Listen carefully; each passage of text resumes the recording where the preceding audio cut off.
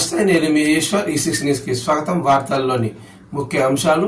తెలంగాణ పోలీసులు 4 పాకిస్తాన్ జాతీయులను దేశం విడిచి పోవాలని బహిష్కరణ పత్రాలను అందజేశారు. వీరితో పాటు మరో 36 మందికి ఏప్రిల్ 29 లోపు రాష్ట్రం విడిచి పాకిస్తాన్ వెళ్లాలని నోటీసులు జారీ చేశారు. కేంద్ర హోం మంత్రిత్వ శాఖకు ఈ మేరకు నివేదిక పంపారు. పోలీసులకు హోం మంత్రిత్వ శాఖకు ఈ మేరకు నివేదిక పంపారు.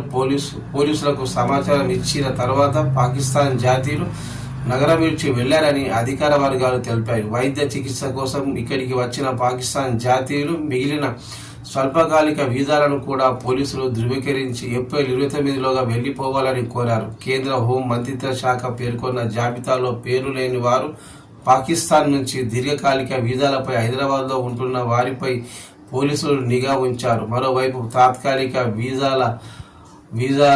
వివిధ వీసాలపై వచ్చిన వారు 48 గంటల్లో వెళ్లిపోవాలని కేంద్ర ప్రభుత్వం ఆదేశాలు జారీ చేసింది.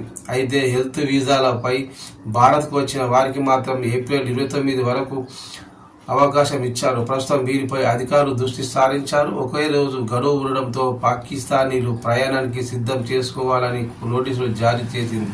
గడువు ముగిసిన తర్వాత కూడా ఉంటే చట్టపరమైన చర్య తీసుకుంటామని, జైలుకు పంపిస్తామని హైదరాబాద్ పోలీసులు స్పష్టమైన ఆదేశాలు జారీ చేశారు.